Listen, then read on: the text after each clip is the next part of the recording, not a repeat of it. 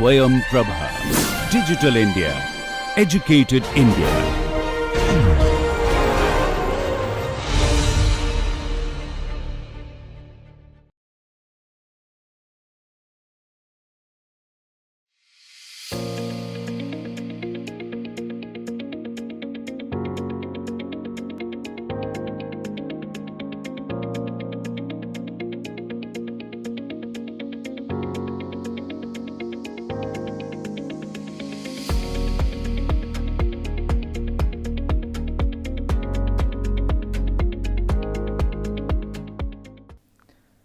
Hello and welcome to lecture 52. We are discussing about transonic compressors. So in last lecture we were discussing about different kinds of aerofoil which are being used for transonic compressors. Name say maybe double circular arc aerofoil, controlled diffusion aerofoil, multiple circular arc aerofoil, S type of aerofoil. Now in last lecture we were discussing about how the flow, that's what will be behaving when we are using such kind of aerofoils. So what we have observed, say when we are discussing about double circular arc aerofoil, it says this is what is a kind of aerofoil what we are using when we are having flow, that's what is in the range of nearly Mach number of 1.4 or less than that. Under that condition, when it will be striking on the blade, because of say rounded leading edge, we will be having bow shock, that's what will be formed. So the use of rounded aerofoil, that's what we have realized now. We are not interested in making sharp edge aerofoils. Let it be multiple circular arc aerofoil, let it be S type of aerofoil. We will be having our leading edge and trailing edge to be slightly rounded. Okay. Now for double circular arc aerofoil, what we have observed, because of the curvature of my suction surface, downside of my shock, so we will be having two shock kind of formation. First, that's what is initially been striking on the blade, and second shock, that's what will be forming within the flow passage, we can say is a passage shock. So because of curvature of our suction surface, we will be having expansion fans which will be formed.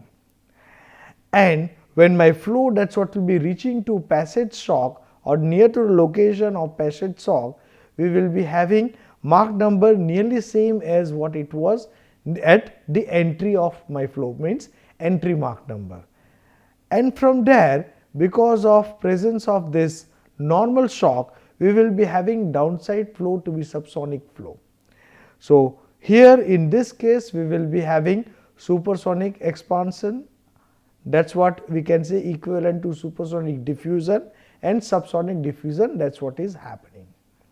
So during 70s, 80s, this is what was working fine, and that's what was mostly being used. Even as on today, for many fans and compressors, people they are using double circular arc aerofoil. Then we have seen, in order to have systematic management of the flow in sense of formation of shock on the blade surface, using computational tool, this diffusion control aerofoil they have been developed.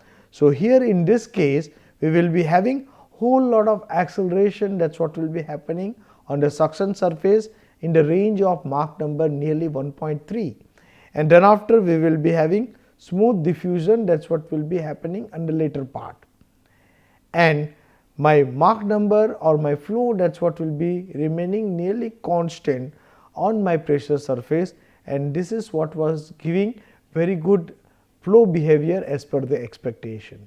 And these blades we have discussed, they are white cord aerofoils and they are having say some special applications. Now moving to the next, we were discussing about the multiple circular arc aerofoil. The difference here is rather having two circular arc, we will be having four circular arcs, and maximum thickness location, that's what is in our control. We can move forward towards the leading edge or maybe towards the trailing edge, and that's what will be helping us in sense of managing the flow on the suction surface of the blade. And that's what we have seen here, because since this is what is, say, we are having the suction surface shape such a way that rather having the expansion fans, we will be having, say, shock fans, that's what will be forming on the surface. And that's what was giving supersonic diffusion, and that's what was followed by subsonic diffusion. So when we are having Mach number above 1.4, rather using double circular arc, we are going with multiple circular arc. Even going crazy, if we are having, say, inlet Mach number in the range of 1.8 or 2, we can go with this kind of aerofoil, that's what is, say, S-type aerofoil. If we compare this, we can say when our blades are highly staggered, under that condition this kind of aerofoil straightway can be used.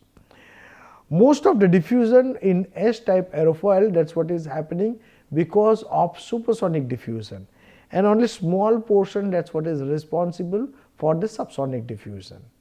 So we can say we are able to achieve very high pressure rise by using such kind of aerofoils. Now in the case of double circular arc, we can say it's a jump diffusion kind of configuration. Here we are having systematically management of my shock, and that's what is giving systematic distribution of my diffusion. Now with this, let's move ahead in sense of understanding what exactly is happening when we are using that for the testing purpose, or when we are having this compressor, that's what is working. So if you recall, this is what is representing the performance map of single stage transonic compressor, where this point N, that's what is representing my design condition. So like this is what is, say, maximum peak efficiency condition. Point A, that's what is representing nearly stall condition. Point B, that's what is representing choke condition, and we can say point C, that's what is having, say, lower back pressure configuration. So this is what is been reported by Block and O'Brien.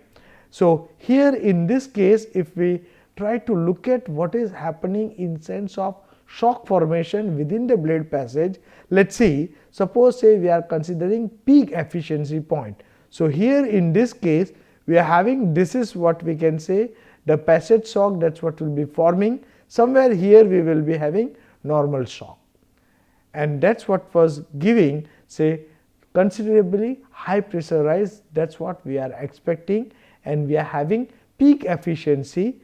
The peak efficiency is because we are having minimization of the loss, that's what is happening.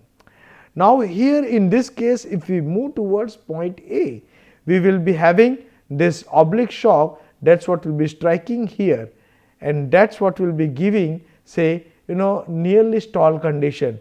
Here it is interesting to observe, if we look at carefully this particular region, since this is what is my normal shock, downside I will be having sudden change of pressure, and that's what will be giving adverse pressure gradient. So there may be chances of my flow to get separated. So by changing small mass flow rate, it may possible that my aerofoil will go stall. Okay. Now in the case of point B, we can see this shock, that's what is moving downside towards the trailing edge. So here somewhere we will be having the flow, that's what is getting choked under this kind of mass flow configuration. Small change of my mass flow rate or change of back pressure, it may be possible that the shock will be standing exactly at the trailing edge, and there is no further increase of mass flow rate, that's what is possible. So we can say, like, not only we need to focus when we are discussing for the development of such aerofoil for design condition, we also need to think what flow phenomena, that's what is happening when we are going under stall condition or when we are going for choke condition, because that's what is limiting our performance and operating range. Now in order to understand, say, how exactly my shock front that will be standing, so because of ability of flow visualization techniques, PIV, some of the experiments and their results they are being reported here. So these are say low hub casing ratio rotor. So this is what is being tilted at say 20-degree interval in order to realize the shock front. So here you can say this is what is under near stall condition. We can say above around say 40% of my span we will be having shock front, that is what will be forming. This is what is exact location when we are tilting at 20-degree. Now what happens when we are having say peak efficiency configuration? Under that condition, as we have discussed earlier also in last slide, say what happens, we will be having the movement of the shock towards the trailing edge. So we can see here this is what is representing the movement of our shock towards the trailing edge. Now if we look at carefully under this, what exactly is happening? So suppose say this is what we have discussed, say this is what is nearly stall condition. What happens, we will be having our normal shock that will be standing here. In later part we will be having say flow separation or say presence of low momentum fluid downside. Now this what is happening, if we look at for say overall blade, say this is what is my transonic compressor blade. So this is what is a location where we will be having passage shock, and this what we say in sense of formation of separation, that's what will be going say strong outward flow in the boundary layer, that's what will be moving towards the upside. So this is what is representing the movement of my flow on upward side. So this is what will be creating trouble near my tip region. We can realize we are having the differential pressure on pressure surface and suction surface, that's what will be giving my tip leakage flow. Along with that we are having shock flow, and that's what will be creating whole lot of trouble to the flow in the tip region. Okay. Now let's try to look at what all we have learned in sense of our subsonic aerofoil and supersonic aerofoil. Let's try to understand how my flow parameters, that's what will be affecting my flow behavior within the blade passage. So here if you recall, this is what is representing my Mach number distribution on the cascade, subsonic cascade. Subsonic cascade we can say it's a C4 aerofoil or maybe DC aerofoil or say NACA 65 aerofoil. What is happening? We are having the acceleration of flow, that's what will be happening from 5 to 10%, where we will be having maximum acceleration, and thereafter we will be having the deceleration of flow, that's what is happening on the suction surface. And we can say on pressure surface we will be having the acceleration of flow, and later on it will subjected to say flow deceleration. And this area under this curve, that's what is representing my pressurizing capacity of this particular aerofoil.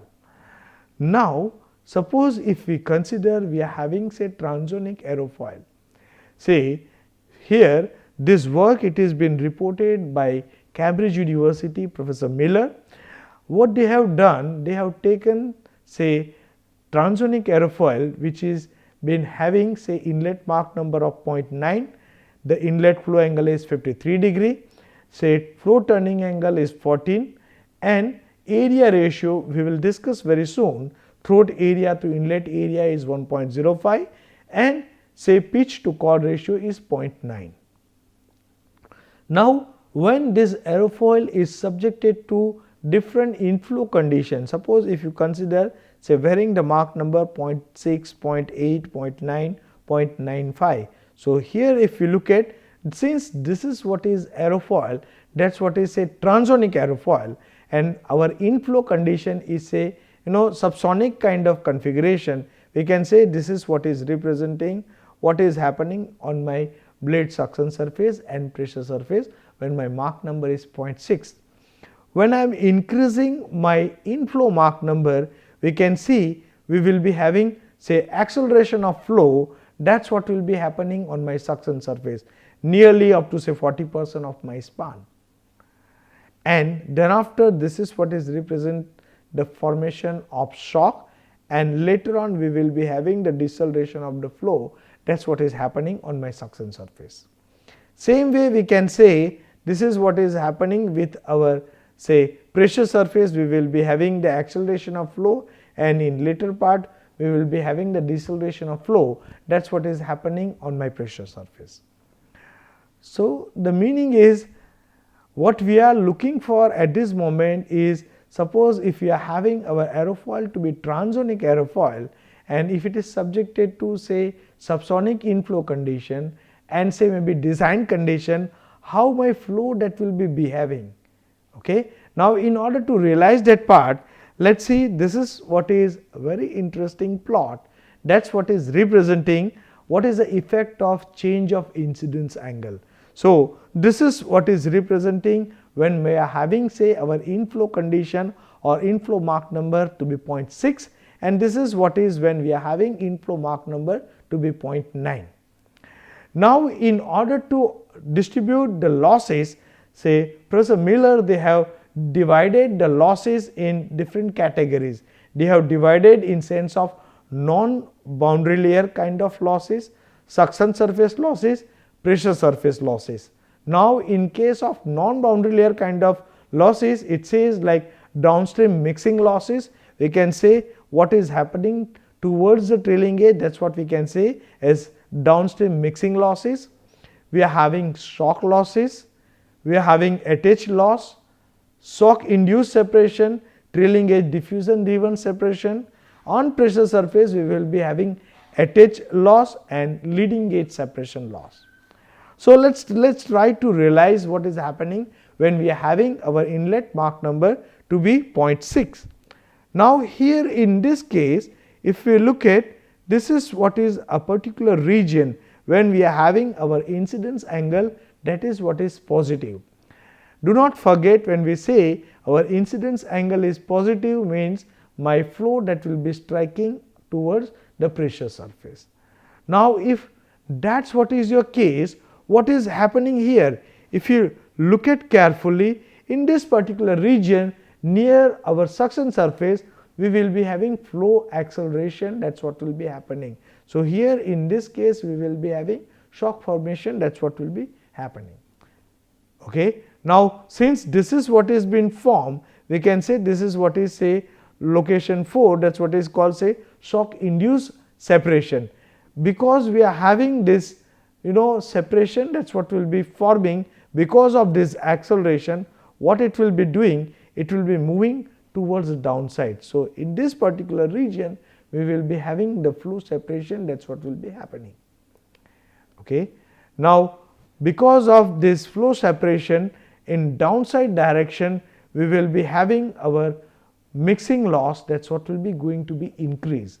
We will be having thicker wake, that is what will be coming out. So we can say in this region we are having say trailing edge diffusion driven separation, and we are having say downstream mixing losses, that is what is going to boost up. So we can say this is what is representing my mixing losses, this is what is representing my diffusion driven say separation, and this is what is say shock induced separation, that is what is happening.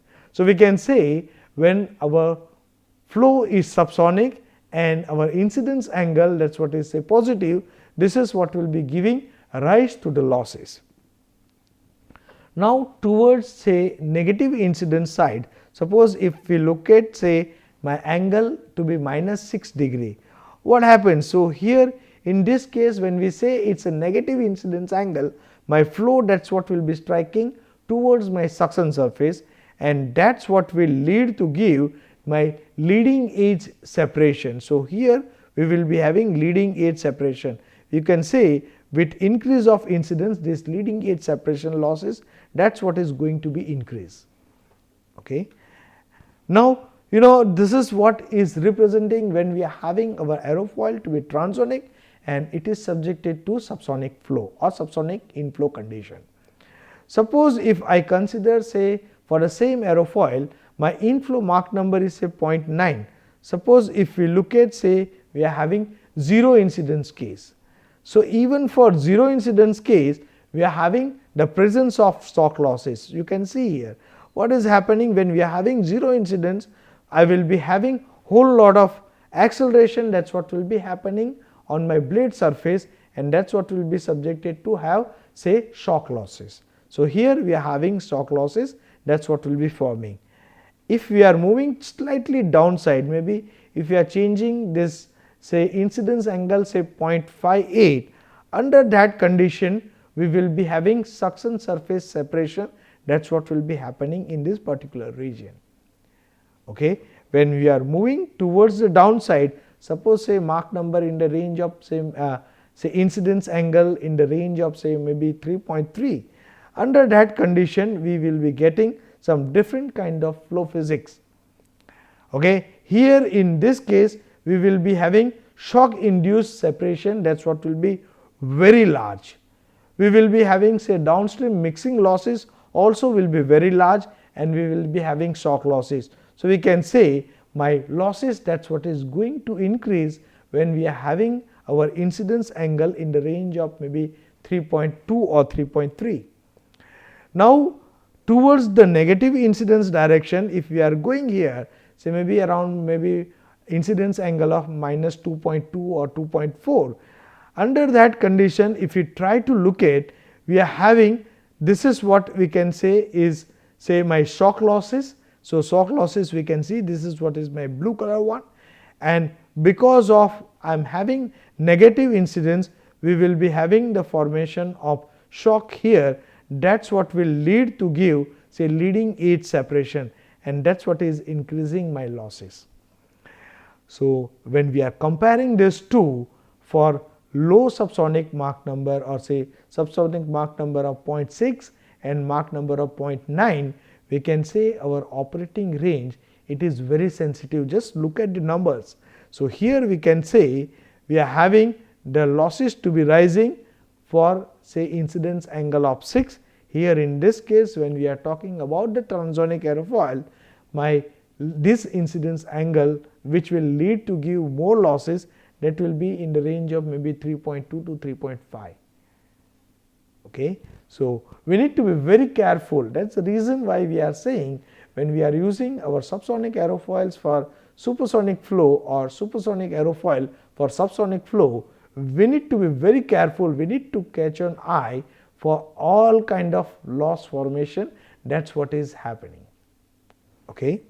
Now let's try to move and try to understand what exactly is happening within the blade passage. So here if you look at, these are the two aerofoils, they are being arranged in a stream tube configuration.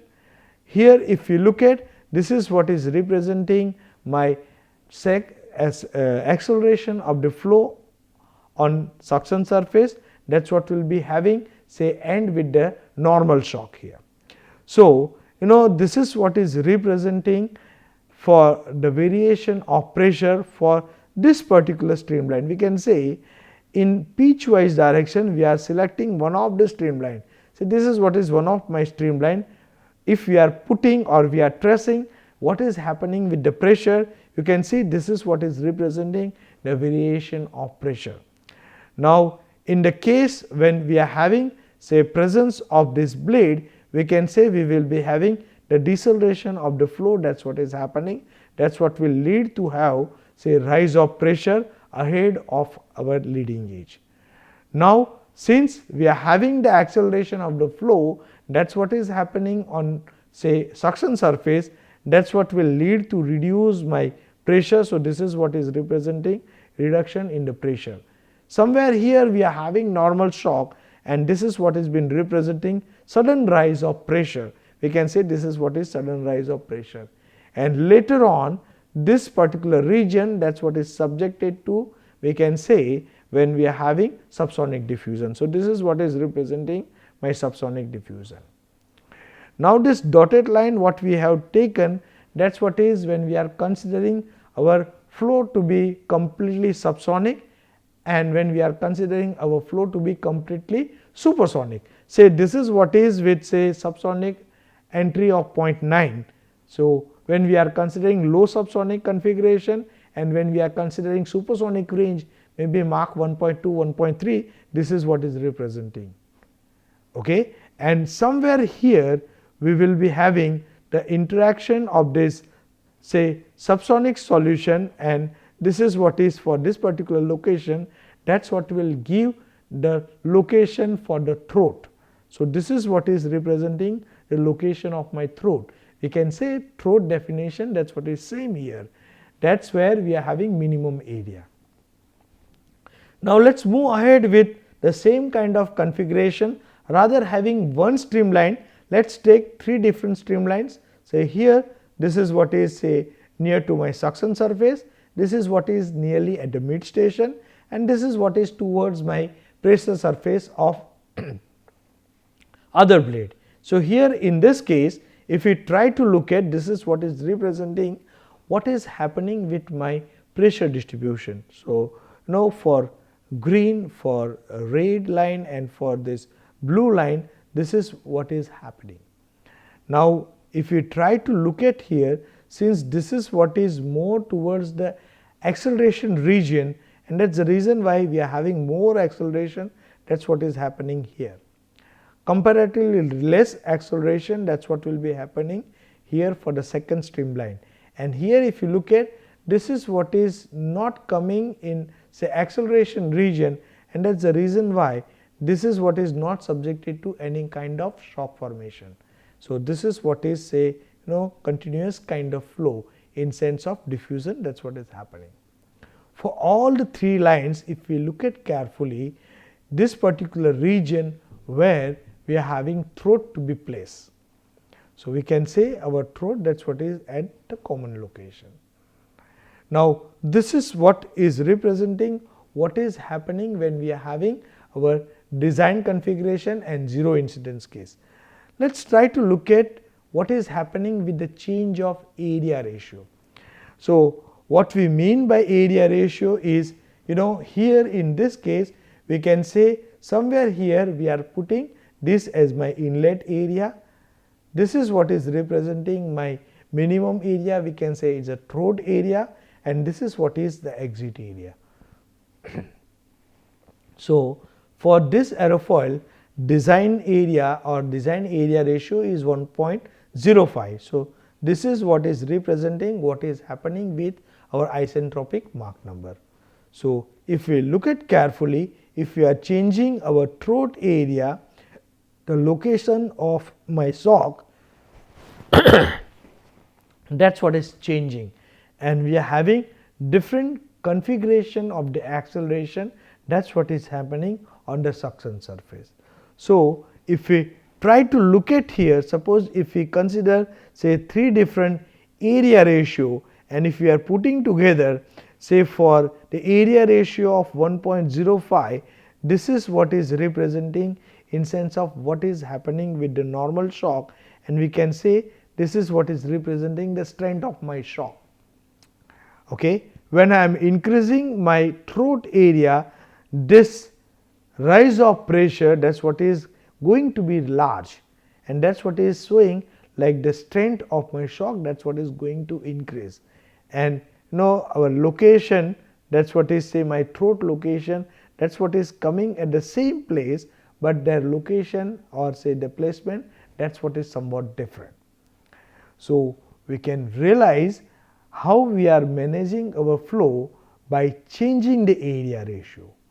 So this is also one of the possibility. Do not get confused when we say we are changing area ratio in order to manage the flow. Maybe small change in sense of thickness, or maybe change of the location of maximum thickness, that's what will be helping, or maybe we are changing the movement of our curve camber line, that's what will be helping in order to achieve the change of this throat area. Now next case, that's what will be coming is in sense of change of say pitch to chord ratio. We must realize here, we can say this is what is in line to what we are discussing in sense of say number of blades. So change of this pitch ratio, that is also having considerable effect on say the flow configuration. So here in this case, if we look at say these are say different pitch to chord ratios. Say design pitch to chord ratio is 0.9, and we have reduced to 0.7 and say maybe 1.1. If you look at the peak Mach number, that's what will remain same. Only the location of my normal shock, that's what will be going to change. So here in this case, if we are comparing, so it says like when we are having say different pitch to chord ratio, we will be having the location, that's what is going to change. Okay, and this is what is changing the strength of my shock, and that's what will be lead to change my flow parameter or flow behavior in the later stages. So this study, that's what is very important for our study. Now we can say like what all we are discussing is we have started discussing about the aerofoils, especially transonic aerofoils. Then after we were discussing about the formation of shock. Then we were discussing about how my flow, that's what will be behaving on my suction surface and on my pressure surface.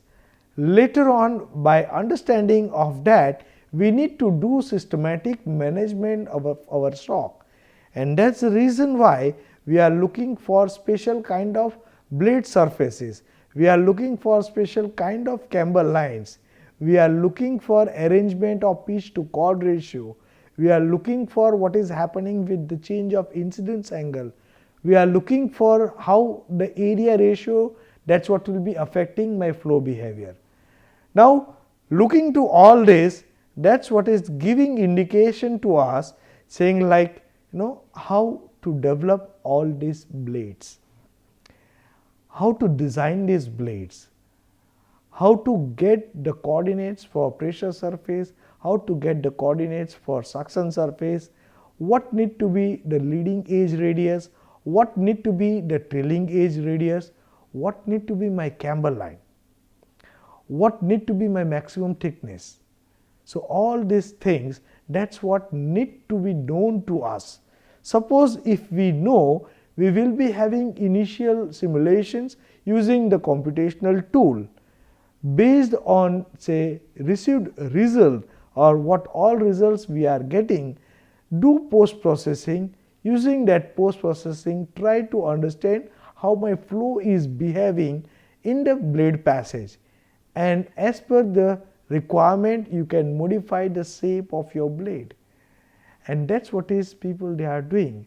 So in next lecture we will be discussing about how to develop different kind of camber lines, how to decide the thickness distribution, how do we arrange our blade as per our requirement. Thank you very much for your kind attention.